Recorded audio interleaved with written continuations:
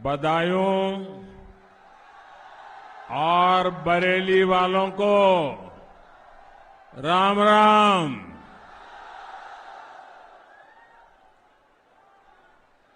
सबसे पहले तो मुझे यहां पहुंचने में विलंब हुआ। इतनी गर्मी में आप सबको इंतजार करना पड़ा।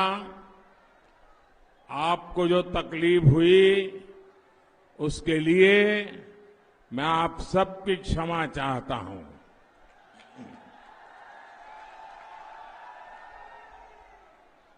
ये जो स्नेह, ये जो प्यार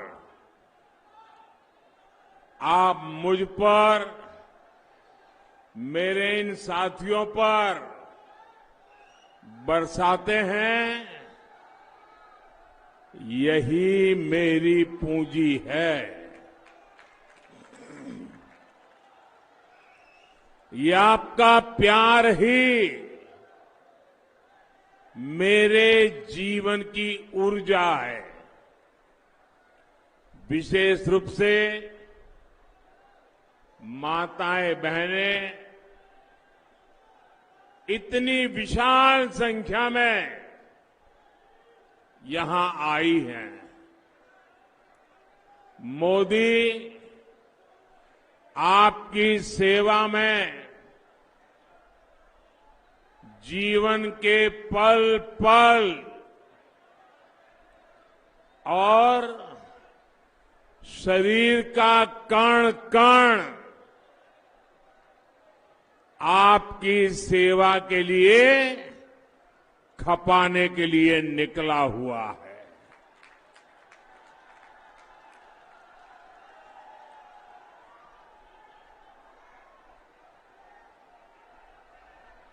मैं कश्मीर से कन्याकुमारी, हिंदुस्तान के अनेक राज्यों में चुनाव भ्रमण के लिए गया। जनसभाओं का संबोधन करने का अवसर मिला और हिंदुस्तान के हर कोने से एक ही आवाज आ रही है, फिर एक बार, फिर एक बार, फिर एक बार। भाइयों और बहनों, मैं एक प्रार्थना करूं, आप मेरी बात ध्यान से सुनोगे? मुझे जवाब दीजिए। मैं एक प्रार्थना करूं, आप मेरी बात ध्यान से सुनोगे? देखिए, ये जगह बहुत छोटी पड़ गई और इसलिए आप में से कुछ लोग आगे आने की कोशिश कर रहे हैं। कृपा करके आप जहां है वहीं खड़े रहिए। अब जगह नहीं है, अब जगह नहीं है, आप आगे नहीं आ पाएंगे और आपको असुविधा के लिए फिर से क्षमा मांगता हूं, पर आप वहीं शांति से, मेरे पास जितना समय है, मेरी बात मुझे कहने का मौका दीजिए।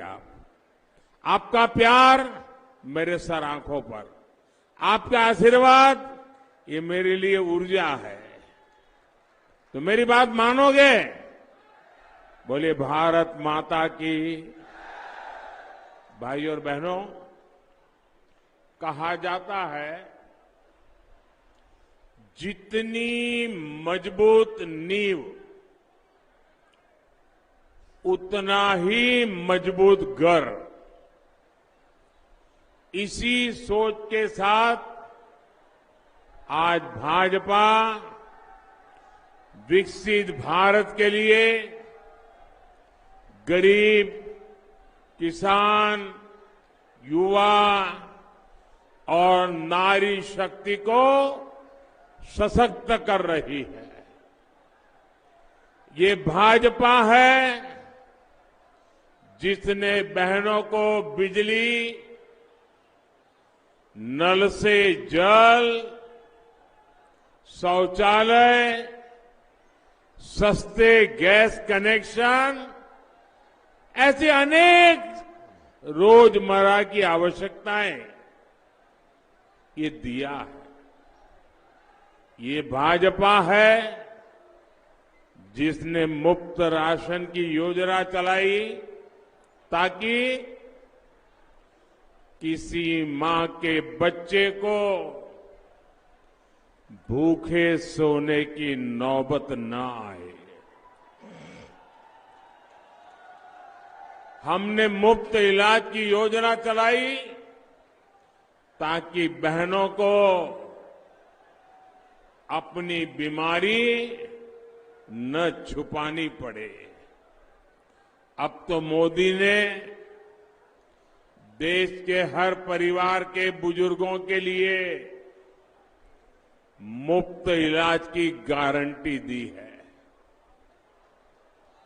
और मेरी आपसे विनती है, आप जब लोगों को मिलने जाएं ना, तो हर परिवार में 70 साल से ज्यादा आयु के बुजुर्ग हैं, उनको बताइए कि अगर बीमारी में जो खर्चा आपके बेटे को करना पड़ता था, वो खर्चा अब दिल्ली में जो आपका बेटा बैठा है ना, वो करेगा।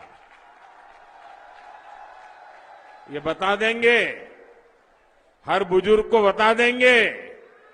70 साल से ऊपर की उम्र का कोई भी बुजुर्ग अब उनके इलाज का खर्चा उनके परिवार के लोगों के सर पर नहीं पड़ेगा। ये जिम्मेवारी मोदी की रहेगी। जब से पीएम आवास के ज्यादातर घर देश की करोड़ों बहनों के नाम हुए हैं, तब से उनकी आर्थिक शक्ति कई गुना बढ़ गई है। साथियों, आने वाले 5 साल देश की नारी शक्ति का जीवन और अधिक शक्तिशाली बनाने वाला होगा। हम खेत में ड्रोन से लेकर इसरो में जहां से चंद्रयान चलते हैं, नारी शक्ति का विस्तार देखेंगे। आने वाले समय में 3 करोड़ ग्रामीण बहनों को हम लखपति दीदी बनते देखेंगे। और ये मोदी की गारंटी है। साथियों, हमारे वो योगी जी और उनकी पूरी टीम उत्तर प्रदेश में जो मेहनत कर रही है, उस मेहनत से आज यूपी की पहचान नए अवसरों की धरती के तौर पर बन रही है। योगी जी के नेतृत्व में यूपी का भाग्य बदल रहा है। और यूपी के सांसद के नाते मेरे लिए भी ये गर्व का विषय है। यहां तो नैनो यूरिया की इतनी बड़ी फैक्ट्री है, ऐसे अनेक कारखाने यहां लग रहे हैं। पहले आपका हक का पैसा भ्रष्टाचारी लूट लेते थे। आज देखिए, बरेली और बदायूं के किसानों को ही पीएम किसान सम्मान निधि से 600 करोड़ रुपए मिल चुके हैं। ऐसे काम तब होता है जब विकास सबसे ऊपर होता है, सर्वोपरि होता है। भाइयों और बहनों, 24 का ये चुनाव 1000 वर्ष की गुलामी की मानसिकता से देश को पूरी तरह से मुक्त करने का चुनाव है। ये चुनाव भारत के स्वाभिमान को नई बुलंदी देने वाला चुनाव है। आप जरा याद कीजिए, 10 साल पहले तक सपा और कांग्रेस, ये दोनों लोग क्या कहते थे?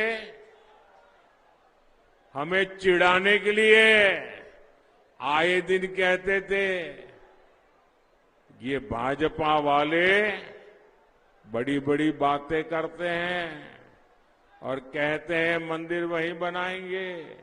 फिर वो मजाक उड़ाते थे, मंदिर वहीं बताएंगे, तारीख नहीं बताएंगे। ऐसी गाली देते थे कि नहीं देते थे? ऐसी गाली देते थे कि नहीं देते थे?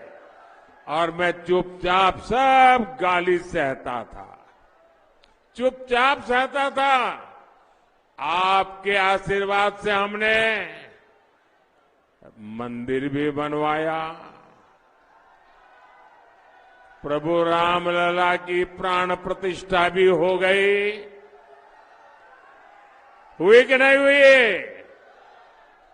हमने तारीख भी बताई, टाइम भी बताया, जगह भी बताई और जाकर के निमंत्रण भी दिया। लो भाई, ये जगह है, तारीख है, समय है, आओ। प्रभु राम के प्राण प्रतिष्ठा का इतना बड़ा अवसर, लेकिन उनका अहंकार इतना था, ये अपने आप को प्रभु राम से भी बड़े मानते हैं।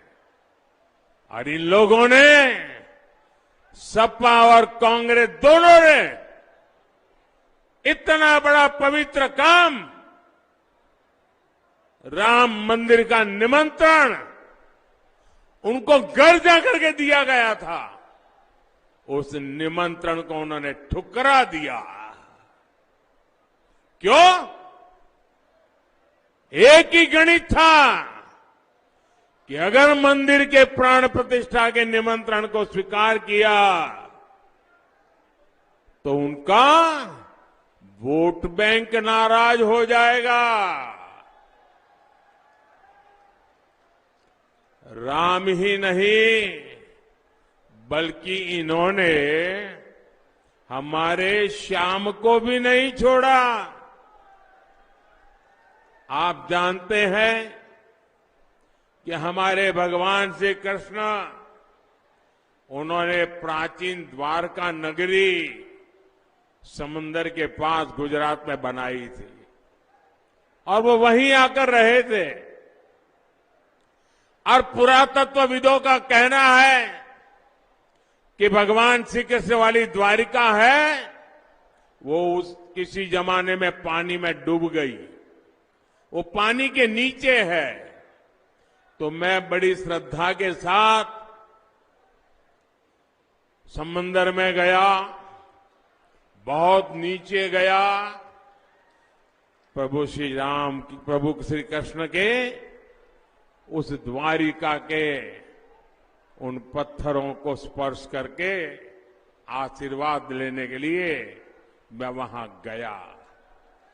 लेकिन कांग्रेस के शाहजादे ने उसका भी मजाक उड़ाया और मैं तो हैरान हूं, ये उत्तर प्रदेश में सपा के ठेकेदार जो खुद को यदुवंशी बताते हैं, जो यदुवंशी कहते हैं, ऐसे सपा के परिवारवादी वो भी ये श्री कृष्ण की मजा उड़ाने वालों ने, बेइज्जती करने वालों की आरती उतार रहे हैं। इससे बड़ा दुर्भाग्य क्या हो सकता है?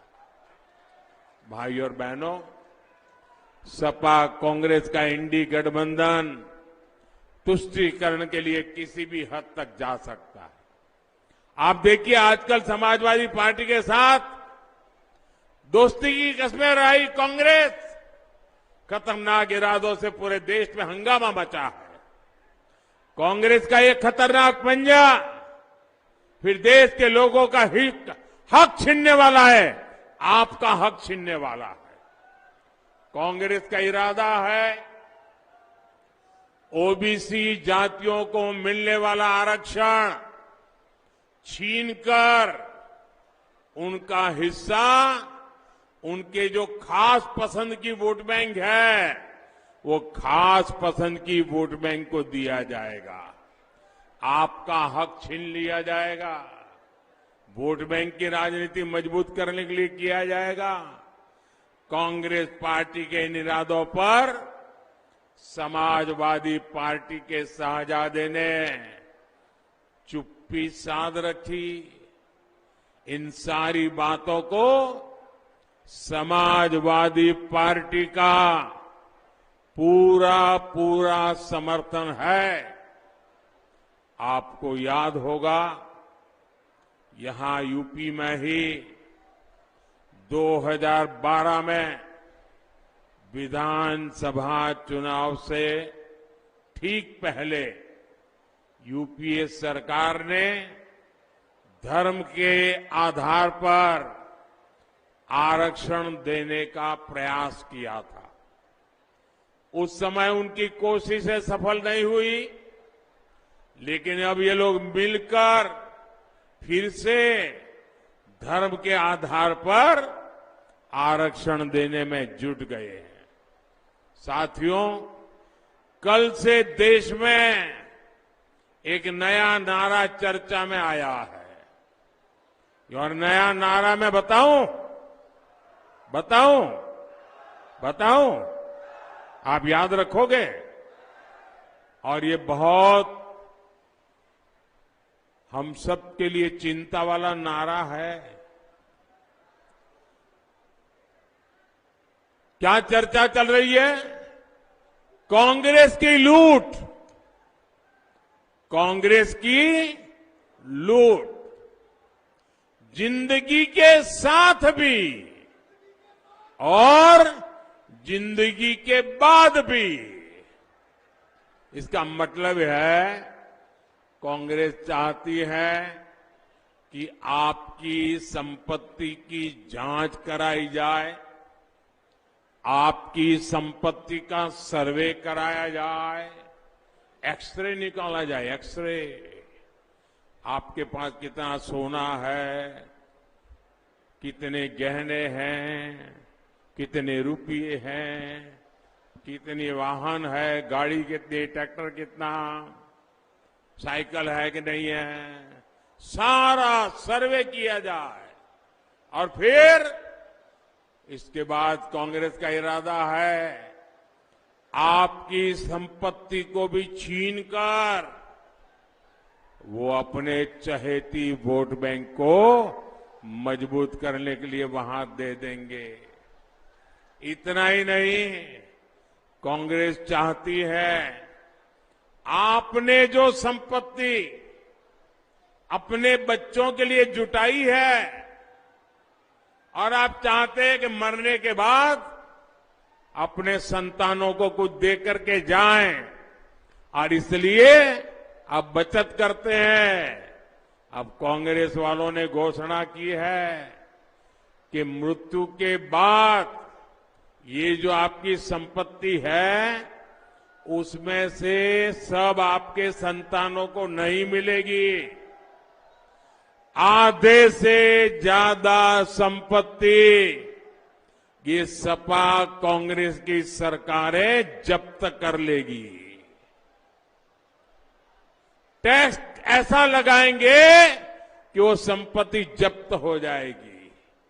यानी आपने 4 कमरों का घर बनाया हो तो उसमें से 2 कमरे कांग्रेस सपा सरकार दबोच लेगी।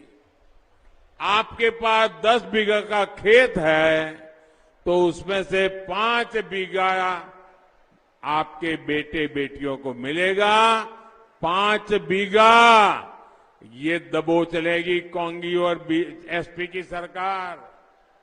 और ये किसको बांटेंगे? ये सब लूट करके अपनी वोट बैंक को बांटेंगे। बताइए, यहां भी जितनी माताएं बहनें हैं, आप भी अपने बेटी बेटी के लिए, पोते पोती के लिए, नाती नातिन के लिए कुछ न कुछ जुटा रही होगी, इकट्ठा करती होगी। पोता बड़ा होगा तो उसको दूंगी, पोती बड़ी होगी तो उसको दूंगी। हमारे यहां हर परिवार में हर पीढ़ी के लोग अपनी दूसरी पीढ़ी को कुछ न कुछ देने के लिए बचाते रहते हैं। लेकिन अब आपकी इस बचत पर कांग्रेस की बुरी नजर पड़ गई है। कांग्रेस और सपा वालों ने तय किया है कि विदेश में ऐसा होता है तो यहां भी करेंगे। विदेश में तो महिलाएं मंगलसूत्र क्या होता है वो भी उनको पता नहीं है भाई। ये मंगलसूत्र छीनने की बात करते हैं। क्या कोई मां बहन इस देश में मंगलसूत्र छीनने देगी क्या? मंगलसूत्र छीनने देगी क्या? आप विदेशों का हवाला देते हैं, उनकी अपनी दुनिया, अपने परिवार है। दरअसल इन लोगों की नीयत ठीक नहीं है। 2 शाहजादों की जोड़ी भी देखिए कैसी है। सपा के शाहजादे की जब सरकार थी तब यहां कर्फ्यू लगते थे। माताएं बहनें गहने पहनकर, मंगलसूत्र पहन करके खुलेआम नहीं निकलती थी। मंगलसूत्र छिपा के रखना पड़ता था। और कांग्रेस के शहजादे अब एक्सरे मशीन लगाकर ये जो स्त्री धन है उसको भी, मंगलसूत्र को भी छीनने की घोषणा कर रहे हैं। और साथियों, सिर्फ आर्थिक ही नहीं बल्कि कांग्रेस का इरादा संस्थाओं का, दफ्तरों का भी सर्वे कराने का है। यानी अगर किसी पिछड़े दलित परिवार में 2 लोग नौकरी में है तो 1 नौकरी छीनकर ये लोग उनको देंगे जिनका कांग्रेस के मुताबिक देश के संसाधनों पर पहला हक है। और इसलिए भाइयों बहनों, ये चुनाव भले है लेकिन उससे भी गंभीर मुद्दा है जिस पर सतर्क रहने की जरूरत है। हम किसी भी हालत में आपके हक को छीनने नहीं देंगे। भाइयों और बहनों, इंडी गठबंधन के नेता इसलिए वोट मांग रहे हैं ताकि धर्म आधारित आरक्षण देने के लिए संविधान बदल सके। और मैं 400 सीटें इसलिए मांग रहा हूं ताकि प्रदेशों में जो उन्होंने खेल शुरू किया है, ये धर्म के आधार पर आरक्षण देकर के एससी, एसटी, ओबीसी का आरक्षण लूटने का उन्होंने मन में मंसूबा रखा है, उसको हमेशा हमेशा ताला लगाने के लिए मुझे 400 सीट की जरूरत है भाइयों। आपकी रक्षा के लिए मुझे 400 सीट चाहिए। आपके हक को कोई छीन न ले, इसलिए मुझे 400 सीट की जरूरत है। मैं यूपी के ओबीसी समाज, अपने सभी कुर्मी भाई बहन, यादव भाई बहन, मौर्य कुशवाहा भाई बहन, जाट गुजर भाई बहन, राजभर तेली पाल समाज, ये सबको गारंटी दे रहा हूं, मैं आरक्षण का आपका अधिकार कभी समाजवादी पार्टी और कांग्रेस को छीनने नहीं दूंगा। और ये मोदी की गारंटी है। भाइयों और बहनों, कांग्रेस हो या समाजवादी पार्टी, ये सिर्फ अपने परिवार का ही सोच सकती है। इन लोगों के लिए अपना परिवार ही सब कुछ है। आप इनके लिए कोई मायने नहीं रखते। आप खुद देख रहे हैं, या यूपी में सपा को अपने परिवार के बाहर का एक भी यादव ऐसा नहीं मिला जिसे वो टिकट दे सके। यहां बदायूं हो, मैनपुरी हो, कन्नौज हो, आजमगढ़ हो, फिरोजाबाद हो, सब जगह एक ही परिवार के सदस्यों को टिकट मिला है। ऐसे लोग हमेशा सिर्फ अपने परिवार का ही भला करेंगे। परिवार के बाहर का कोई भी व्यक्ति हो, इनके लिए कोई मायना नहीं रखता। भाइयों और बहनों, मजबूत भारत के लिए एससी, एसटी, ओबीसी और महिलाओं के हक की सुरक्षा के लिए आपको हर बूथ पर कमल खिलाना है। खिलाएंगे, घर घर जाएंगे, मतदाताओं को जगाएंगे, मेरी बात पहुंचाएंगे, ज्यादा से ज्यादा मतदान करवाएंगे। देखिए, आंवला से मेरे पुराने साथी धर्मेंद्र कश्यप जी और बदायूं से हमारे साथी दुर्विजय शाक्य जी को दिया हुआ आपका एक एक वोट मोदी को जाएगा। आपका वोट, आप कमल पे बटन दबाएंगे ना, तो सीधा सीधा मोदी को जाएगा। और इसलिए 7 मई को कितनी ही गर्मी क्यों न हो, पहले मतदान फिर जलपान, ये घर घर जाकर आग्रह करना है। मेरी तरफ से हाथ जोड़कर बताइएगा कि मोदी जी ने आपको राम राम कहा है। मेरे साथ बोलिए, भारत माता की, भारत माता की, भारत माता की। बहुत बहुत धन्यवाद।